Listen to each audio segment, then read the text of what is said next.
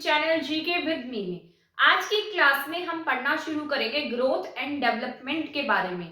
जैसा कि आपको पता है हमने पहले वाली क्लासेस में कुछ थ्योरीज कर ली है जो आपके एचटेट और सीटेट दोनों ही एग्जाम के पॉइंट ऑफ व्यू से बहुत ज्यादा जरूरी है।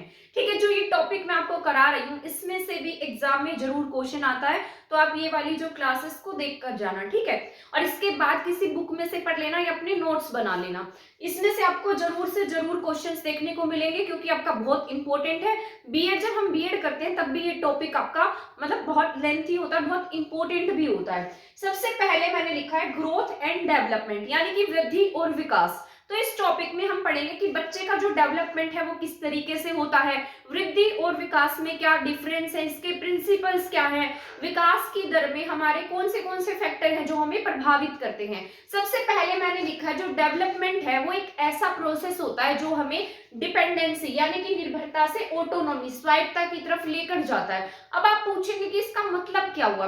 जिस तरीके से कोई बच्चा छोटा होता है, सबसे पहले किसी बच्चे का बर्थ होता है यानी कि जन्म होता है, तो वो किसी न किसी के ऊपर डिपेंड होता है। जिस तरीके से आप थे, मैं थी, या कोई भी किसी भी इंसान को आप लगा लीजिए, वो बच्चा जब बच्चा पैदा होता है तो पैदा होते ही वो सभी काम अपने आप नहीं करने लग जाता, उसे किसी न किसी की जरूरत होती है, यानी कि वो किसी न किसी के ऊपर क्या होता है, डिपेंड होता है। जैसे जैसे बच्चा बड़ा होता जाता है तो वो किसकी तरफ जाता है, ऑटोनॉमी, यानी कि वो अपना काम करने में खुद से एबल होने लगता है, खुद योग्य होने लगता है। तो यही क्या होता है, विकास होता है। ठीक है, इसके बाद मैंने लिखा है ग्रोथ। ग्रोथ क्या होती है, वृद्धि क्या होती है। वृद्धि एक फिजिकल चेंज होता है, जैसे किसी भी बच्चे की जो ग्रोथ है वो क्या होगा, उसका फिजिकल चेंज होगा जिसको हम देख सकते हैं, मेजर कर सकते हैं। ठीक है, यानी कि क्वांटिटी पर डिपेंड करता है, जिसको हम मेजर कर सकते हैं, यानी कि वो क्वांटिटी में होता है जिसको हम माप सकते हैं। जैसे वेट है, हाइट है, ये सभी क्या होते हैं, ग्रोथ होती है। ठीक है, जिस तरीके से वेट का बढ़ना, हाइट का बढ़ना, ये सब किस में काउंट होगा, ग्रोथ में काउंट होता है, यानी कि जिसको हम देख सकते हैं, माप सकते हैं, वो सभी ग्रोथ में आता है।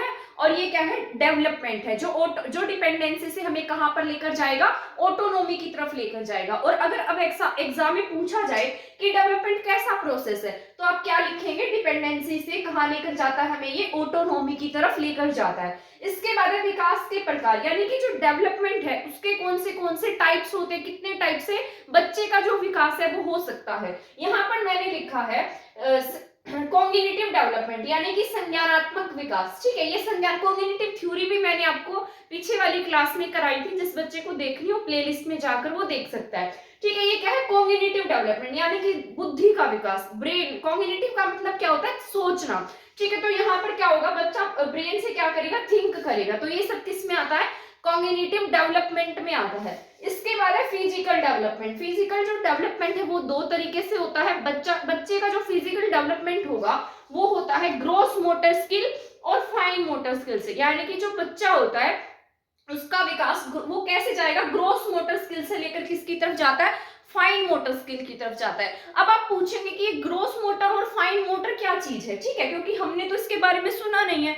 तो ग्रॉस मोटर वो होता है स्थूल, स्थूल क्या होता है, कंप्लीट, यानी कि पूरा। ठीक है, यानी कि आप इसको कंप्लीट कह सकते हैं, पूरा कह सकते हैं। फाइन होता है जो सूक्ष्म हो जाता है, यानी कि छोटा हो जाता है। जैसे आपने देखा होगा, जैसे किसी बच्चे का बर्थ होता है तो वो कोई भी एक्टिविटी है तो अपनी पूरी बॉडी के पार्ट्स को मतलब मूवमेंट करके करता है। अगर उसे जैसे बच्चा छोटा होता है तो रो कर बताएगा, हाथ पैर मार कर बताता है ना। उसी तरीके से जैसे जैसे बच्चा बड़ा होता जाता है, जैसे आपने देखा होगा छोटे बच्चे होते हैं तो वो अपनी आईज होती है उसको ज्यादा ऐसे मतलब झपकाते हैं, पर जैसे जैसे बड़े होने लगते हैं तो आईज झपकने की जो मतलब मात्रा है वो कम होने लगती है। उसी तरीके से उसकी जो बॉडी मूवमेंट है ना वो भी धीरे धीरे कम होने लगती है। अब आपने देखा होगा अगर आपके पेट में दर्द है, सिर में दर्द है, तो आप बोलकर बता देंगे, ऐसे करके बता देंगे, पर छोटा बच्चा तो ऐसे नहीं बता सकता। तो इसलिए वो क्या करता है, अपनी पूरी बॉडी को यूज करता है ना, उसमें मूवमेंट होती है।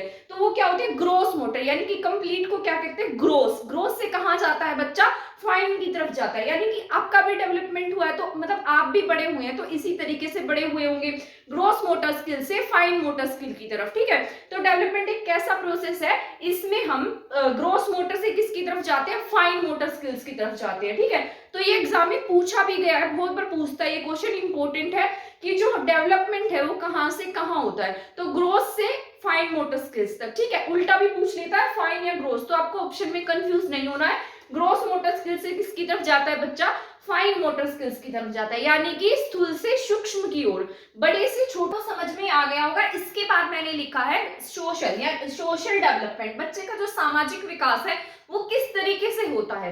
सामाजिक विकास दो प्रकार से होता है, इमोशनल और मोरल। आप भी जब बड़े हुए होंगे तो आप में भी ये चेंजेस आए होंगे। ये क्या है, इमोशनल और मोरल दो तरीके से। इमोशनल जब हम समाज में रहते हैं, अब आपने एक चीज नोटिस की होगी, जो बच्चे छोटे होते हैं, जो मतलब समाज के साथ ज्यादा इंटरेक्ट करते हैं, तो उनका नेचर आप देखना आपको हैप्पी दिखाई देगा। और जो बच्चे अंदर ही अंदर रहते हैं या जिनके पेरेंट्स बहुत ज्यादा बाहर बच्चों को नहीं लेके जाते हैं, उनका जो बिहेवियर है वो थोड़ा चिड़चिड़ा टाइप का हो जाता है। उसी तरीके से मोरल का मतलब होता है नैतिक, यानी कि समाज से क्या सीखता है बच्चा, मोरल वैल्यूज सीखता है, नैतिकता सीखता है, अच्छे जो व्यवहार है उसका वो सीखता है, ठीक है। यानी कि प्रिंसिपल्स, जो हमारे सिद्धांत हैं वो सब किस में आते हैं, मोरल वैल्यू में आते हैं। तो ये किस में आएगा, हमारा सोशल डेवलपमेंट में। अब आपने देखा होगा बहुत से लोग होते हैं जो बहुत ज्यादा सेंसिटिव होते हैं या बहुत ज्यादा इंट्रोवर्ट होते हैं, जो अपनी बातें दूसरों के आगे शेयर नहीं करते हैं। एक होते हैं एक्सट्रोवर्ट, जो सबके साथ घुल मिल जाते हैं, है ना। ये सब किसका पार्ट होते हैं, सोशल डेवलपमेंट का पार्ट होते हैं। उनको बहुत ज्यादा किसी भी चीज में दिक्कत नहीं आती है, जो एक्सट्रोवर्ट होते हैं, ठीक है। यहाँ मोरल है जो अपने प्रिंसिपल्स को, यानी कि आपने बहुत से लोग देखे होंगे जो झूठ नहीं बोलते होंगे या कुछ उनके प्रिंसिपल होंगे, कुछ सिद्धांत होंगे, तो वो सब किस में आएगा, सोशल डेवलपमेंट में आता है। तो बच्चे का इमोशनल और मोरल पूछे और इमोशनल पूछे तो कौन से पार्ट का है, ये सोशल डेवलपमेंट में आता है। फिजिकल डेवलपमेंट में क्या था, ग्रॉस मोटर स्किल से किसकी तरफ जाएगा बच्चा, फाइन मोटर स्किल्स की तरफ जाता है। और यहाँ था कॉग्निटिव डेवलपमेंट, यानी कि हमारी बुद्धि, थिंकिंग, विचार, ब्रेन, ये सब किस में आता है, कॉग्निटिव में आता है। अब हम जान लेते हैं कि ग्रोथ और जो डेवलपमेंट है इसमें क्या डिफरेंसेस हैं। जो डेवलपमेंट है वो इंक्लूसिव होता है, यानी कि समावेश होता है, ये समावेशी होता है। क्या डेवलपमेंट, किस किस का समावेश होगा ये, एक तो आपका जो वातावरण है यानी कि वातावरण, और एक है ग्रोथ। तो इन सबका समावेश जो होता है वो किस में आता है, डेवलपमेंट में आता है। लेकिन हम ग्रोथ को डेवलपमेंट नहीं कह सकते क्योंकि बहुत अलग है किससे, डेवलपमेंट से। पर ये किस में काउंट करते हैं, डेवलपमेंट में ही हम काउंट करते हैं। इसके बाद डिफरेंस ग्रोथ एंड डेवलपमेंट। जो ग्रोथ होती है ना आपकी, ये जीवन पर्यंत नहीं होती है, एक समय के बाद किसी भी बच्चे की ग्रोथ रुक जाती है। जिस तरीके से किसी बच्चे की हाइट है तो एक समय के बाद में उसकी हाइट क्या होगी, रुक जाएगी। वो पूरा का पूरा ऐसा नहीं है कि पूरी जिंदगी तक उसकी हाइट बढ़ती रहेगी, है ना। तो ऐसा नहीं होता है ना। तो वो क्या किस में काउंट करते हैं, हम ग्रोथ में काउंट करते हैं, ठीक है। इसके बाद है यह एक निश्चित समय के बाद रुक जाता है। यही बात मैंने आपको बताई है कि एक टाइम पीरियड तक चलती है, डिसकंटीन्यूअस प्रोसेस है, यानी कि लगातार चलने वाला प्रोसेस नहीं है। कौन सी, ग्रोथ। ग्रोथ को हम क्या कर सकते हैं, मेजर कर सकते हैं, उसको हम क्वांटिटी में मेजर कर सकते हैं। जैसे आपका वेट है, वेट को भी मेजर कर सकते हैं, हाइट है, हाइट को भी हम मेजर कर सकते हैं। तो ये सब किस में आते हैं, ये ग्रोथ का पार्ट होते हैं। इसी के अलावा डेवलपमेंट की बात की जाए तो डेवलपमेंट आपका कॉन्टिन्यूअस प्रोसेस है, पूरे जीवन पर्यंत तक जो विकास है वो चलता रहता है, ठीक है। विकास में क्या क्या आता है, ये वॉर्म टू टॉम्ब होता है। जब आप जन्म वॉर्म में होते हैं यानी कि अपनी माँ के गर्भ में होते हैं, तब से बच्चे का डेवलपमेंट शुरू हो जाता है, वो टॉम्ब तक चलता रहता है। जब तक इंसान मर नहीं जाता तब तक उसका डेवलपमेंट कंटिन्यू रहता है, ठीक है। ऐसा नहीं है कि डेवलपमेंट जो है वो लगातार मतलब एक स्ट्रेट लाइन में हो। वो कैसे होता है, जैसे स्पाइरल फॉर्म में होता है, कभी कभी डेवलपमेंट ज्यादा होगा, कभी कम होगा, ठीक है। इस तरीके से काम करता है। अब आप ये पूछेंगे कि डेवलपमेंट में क्या डिफरेंस है और ग्रोथ में। तो जो डेवलपमेंट है, अब आप सोचिए जैसे आप 5 साल के थे, अब 10 साल के थे, और आज जितने इयर्स के हैं यानी कि 20 के लगा लो, 25 के लगा लो, 30 के लगा लो, तो आज आप वैसे नहीं है। जैसे 5 साल के थे वैसे अब आप नहीं है। तो आप में कुछ चेंजेस आए, हर कुछ सालों के बाद, कुछ अंतराल के बाद आप में जो बिहेवियर में चेंज आता है, आपके सोचने के तरीके में चेंज आता है। तो ये सभी जो चेंजेस हैं वो सभी डेवलपमेंट का पार्ट होते हैं, ठीक है। वो उसे हम क्या कहेंगे, डेवलपमेंट कहेंगे, यानी कि हमारा विकास, ठीक है। हम निरंतर कुछ ना कुछ सीखते रहते हैं जो बाद में हमारे डेवलपमेंट का हिस्सा बन जाता है। यानी कि लर्निंग से हम किसकी तरफ जाते हैं, डेवलपमेंट की तरफ जाते हैं। यानी कि हम जो कुछ सीखते हैं, सीखने के बाद ही हमारा क्या होता है, डेवलपमेंट डेवलपमेंट होता है। लर्निंग से क्या होता है, हमारा डेवलपमेंट होता है, यानी कि विकास होता है। जैसे हम कुछ सीखेंगे, सीखने के साथ साथ उसे हम जब हमारी हैबिट बना लेते हैं, जैसे हमने कुछ सीखा और वो ऐसा सीखा कि हमारी हैबिट का पार्ट बन गया, तो उससे हमारी क्या होगी, डेवलपमेंट होगा, विकास होगा। तो उसी से क्या हो रहा है, लर्निंग से क्या हो रहा है, डेवलपमेंट हो रहा है। अब आप हैं, आप भी कुछ सीख रहे हैं कहीं ना कहीं से, तो क्या किसका पार्ट बन जाएगा, आपके डेवलपमेंट का पार्ट बन जाएगा। ठीक है, तो ये सभी जो पॉइंट्स बताए मैंने आपको बहुत जरूरी है। तो सबसे पहले हमने क्या पढ़ा था, डेवलपमेंट एक ऐसा प्रोसीजर है जो डिपेंडेंसी से हमें किसकी तरफ लेकर जाता है, ऑटोनॉमी की तरफ। ठीक है, कॉन्टिन्यूअस प्रोसेस है। और ग्रोथ क्या था, फिजिकल प्रोसेस है, यानी कि फिजिकल जो हमारा चेंज होता है वो किस में आता है, ग्रोथ में आता है। ठीक है, इसके बाद डेवलपमेंट, टाइप्स ऑफ डेवलपमेंट 3 तरीके के थे। कॉग्निटिव जो हमारी थिंकिंग से रिलेटेड होता है, इसके बाद था फिजिकल चेंज जो हमारी बॉडी से रिलेटेड होगा, ग्रॉस टू फाइन होगा। ठीक है, इसके बाद था सोशल डेवलपमेंट। सोशल डेवलपमेंट किस तरीके से होता है, इमोशनल और मोरल। ठीक है, तो 2 तरीके से। इसके बाद मैंने आपको यहाँ पर डिफरेंस बताए थे। आई होप यहाँ तक आपको समझ में आ गया होगा। इसके बाद मैं बताती हूँ, इसके बाद में जो बच्चा होता है उसकी अलग अलग स्टेजेस होती हैं, वहां पर बच्चे का डेवलपमेंट किस तरीके से होता है वो सभी हम यहाँ पर पढ़ लेते हैं। ये बहुत जरूरी टॉपिक है आपके एग्जाम के पॉइंट ऑफ व्यू से। ठीक है, यहाँ तक हम पढ़ चुके हैं। अब इसके बाद हम पढ़ेंगे स्टेजेस ऑफ डेवलपमेंट, यानी कि जो बच्चे का डेवलपमेंट होता है उसकी अलग अलग स्टेजेस होती हैं। तो किस तरीके से इसको डिवाइड किया गया है, सबसे पहले होती है प्री नेटल एज। इसमें 40 वीक्स की एज होती है जब बच्चा वॉर्म में होता है, और इसमें सबसे पहले बच्चे का जो सिर है वो डेवलप होगा, बाद में लेग्स डेवलप होती हैं। ठीक है, इसके बाद है इन्फेंसी। इन्फेंसी होती है 0 से 2 ईयर्स।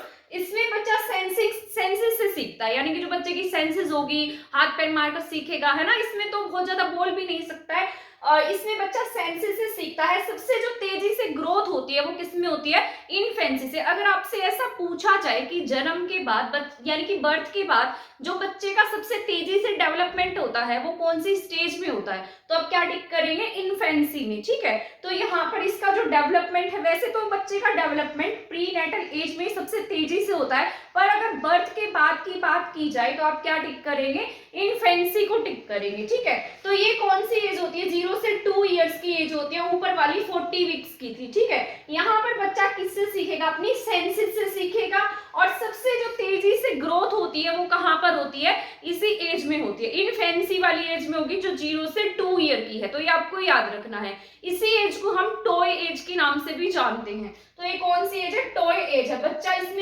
खिलौने वगैरह से ज्यादा खेलता है। इसके बाद है चाइल्डहुड। ठीक है, चाइल्डहुड को 2 स्टेजेस में बांटा गया है, एक है अर्ली चाइल्डहुड, एक होता है लेटर चाइल्डहुड। ठीक है, अर्ली, ये दोनों ही बहुत इंपॉर्टेंट है, एग्जाम में बहुत बार पूछे गए हैं। और ये जो आपका जो ये मैं ईयर्स बता रही हूँ, जैसे 0 to 2 ईयर, 2 से 6 year, 7 to 12 year, 13 to 19 year, है ना। ये सभी बहुत इंपॉर्टेंट है, तो आपको इन पर भी ध्यान देना है। ठीक है, यहाँ पर मैंने लिखा है अर्ली चाइल्डहुड। अर्ली चाइल्डहुड जो स्टेज होती है इसको हम अलग अलग नाम से जानते हैं।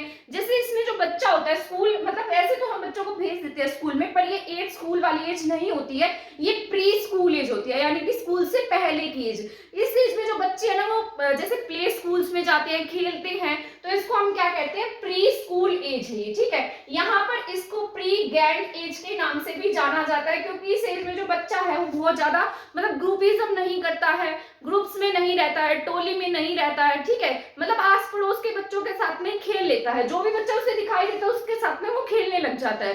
तो ये कौन सी एज है, इसकी प्री गैंग एज है।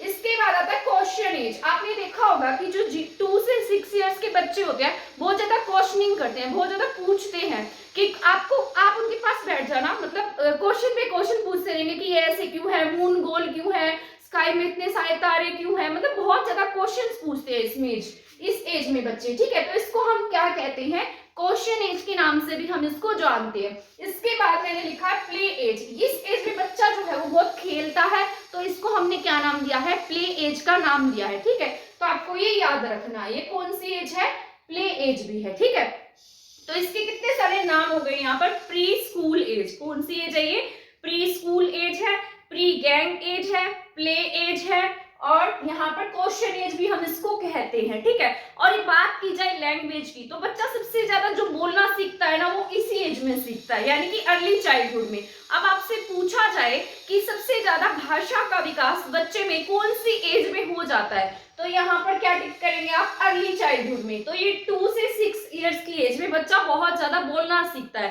तेजी से विकास, भाषा का जो तेजी से विकास है वो कौन से स्तर में होता है, अर्ली चाइल्डहुड में होता है। ठीक है, तो आपको ये याद रखना है, आपके एग्जाम के पॉइंट ऑफ व्यू से बहुत ही ज्यादा जरूरी है। इसके बाद है यहाँ बच्चे का 90% जो माइंड है ना वो यहाँ पर डेवलप हो जाता है। कितने परसेंट माइंड डेवलप हो जाता है, 90% बच्चे का माइंड जो है वो इसी स्टेज से डेवलप हो जाता है। तो आपको ये याद रख लेना है, बहुत इंपॉर्टेंट है ये आपका। इसका नाम क्या है, प्री स्कूल एज। ठीक है, और अर्ली चाइल्डहुड यानी कि पूर्व बाल्य अवस्था, हिंदी में बोलेंगे तो क्या बोलेंगे, पूर्व बाल्य अवस्था। ठीक है, हिंदी में ना इसके जो वर्ड्स है वो थोड़ी सी डिफिकल्ट है, इसलिए आप इसको इंग्लिश में पढ़ेंगे तो आपको बहुत ज्यादा मतलब आसान रहेगा। इसके बाद मैंने लिखा है लेटर चाइल्डहुड। लेटर चाइल्डहुड में इसको क्या कहते हैं हिंदी में, उत्तर बाल्य अवस्था यानी कि बाद वाली। ठीक है, ये पहले वाली थी, ये बाद वाली है। ये वो एज है जिसमें बच्चा स्कूल में जाना शुरू कर देगा। ठीक है, ये होती है 6 में खत्म हुआ था, तो यहाँ पर 7 to 12 ईयर्स, कितने तक है ये, 7 to 12 ईयर्स है। ठीक है, तो इसे हम किस नाम से जानते हैं, ये लेटर चाइल्डहुड है, इसे हम गैंग एज के नाम से भी जानते हैं। गैंग एज वैसे बुरी बात नहीं होती है, मतलब यहाँ पर इसको गैंग एज क्यों कहा गया है, क्योंकि इस एज में बच्चा जो है वो स्कूल में जाना शुरू कर देता है। जब वो स्कूल में जाता है तो अपने एज ग्रुप के बच्चों के साथ मिलता है और वहां पर टोली बनानी सीखता है, यानी कि अपने पीयर ग्रुप के साथ में रहना सीखता है, ग्रुपिज्म करता है। ठीक है, और ग्रुप्स में रहना पसंद करता है, तो इसे क्या कहा गया है, गैंग एज कहा गया है। इसके बाद स्कूल जाता है तो कौन सी एज है, स्कूल एज है, और कौन सी एज है, ये एलिमेंट्री एज है। ठीक है, तो आपको याद रखना है, और गैंग एज है। ठीक है, 7 से 12 ईयर की होती है, इसको हम लेटर चाइल्डहुड के नाम से जानते हैं, ये आपको याद रखना है। ठीक है, तो ये कौन सी एज है, गैंग एज है।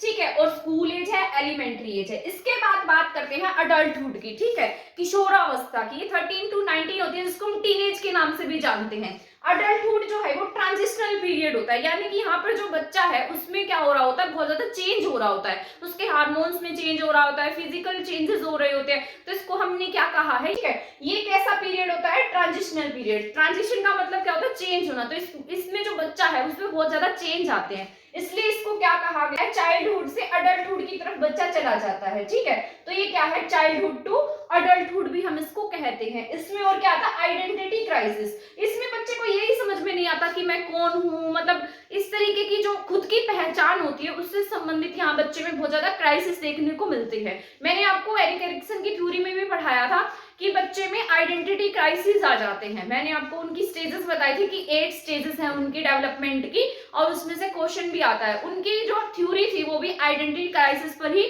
बेस्ड थी, तो मैंने उसके बारे में आपको पढ़ाया था। इसे क्या कहते हैं, ट्रांजिशनल पीरियड कहते हैं। चाइल्डहुड से डेवलप एडल्टहुड की तरफ जाता है, यहाँ पर बच्चे में क्या आते हैं, बहुत ज्यादा चेंजेस आते हैं, हार्मोनिकल चेंज, फिजिकल चेंज, बहुत सारी चेंजेस यहाँ बच्चे को देखने को मिलते हैं। इसमें बच्चे को लगता है कि पूरी जो वर्ल्ड, पूरी जो दुनिया है ना वो मेरे चारों तरफ घूम रही है, मतलब बच्चा खुद को बहुत इंपॉर्टेंस देने लगता है इस एज में, इसलिए इसको क्या कहा गया, आइडेंटिटी क्राइसिस है। स्टैनले हॉल थे, उन्होंने कहा था जो ये अडल्टहुड होती है इसको स्ट्रॉन्ग एंड स्ट्रेस की एज कहा है। क्या कहा है, स्ट्रॉन्ग एंड स्ट्रेस। ठीक है, यानी कि तनाव और तूफान की अवस्था। तो तनाव और तूफान की अवस्था पूछेगा तो कौन सी आपकी, अडल्टहुड है। ठीक है, और किसने कहा था, स्टैनले हॉल ने। किसने कहा है, स्टैनले हॉल। स्टैनले हॉल ने से क्या कहा है, स्ट्रेस एंड स्ट्रॉन्ग की एज भी कहा है। ये बहुत इंपॉर्टेंट है, आपके एग्जाम के पॉइंट ऑफ व्यू से देख लेना, इसमें से क्वेश्चन जरूर आएगा। ठीक है, और जब ये एग्जाम लगा लो, सीटेट का एग्जाम लगा लो, दोनों ही एग्जाम में जो है ना ये क्वेश्चन आता है। कोई भी टेट लगा लो, एस्टेट यानी कि किसी भी स्टेट का टेट लगा सकते हैं, कोई भी टीचिंग एग्जाम लगा सकते हैं, सभी में इसमें से क्वेश्चन आता है। ठीक है, तो स्टेजेस हमने पढ़ ली है। सबसे पहले प्री नेटल एज थी, जब बच्चे का बर्थ नहीं हुआ था, जब वो अपनी माँ की वोम में था, 40 वीक्स की होती है। यहाँ पर अगर बर्थ से पहले पूछेगा तो सबसे ज्यादा डेवलपमेंट इसी में होता है, प्री नेटल में, बर्थ से पहले।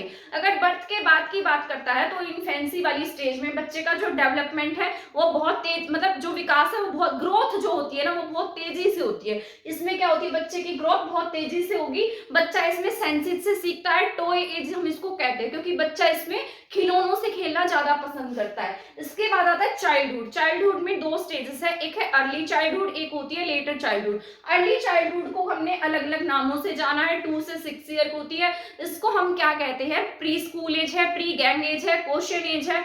ठीक है। तो और प्ले एज है, इसमें बच्चा खेलना ज्यादा पसंद करता है।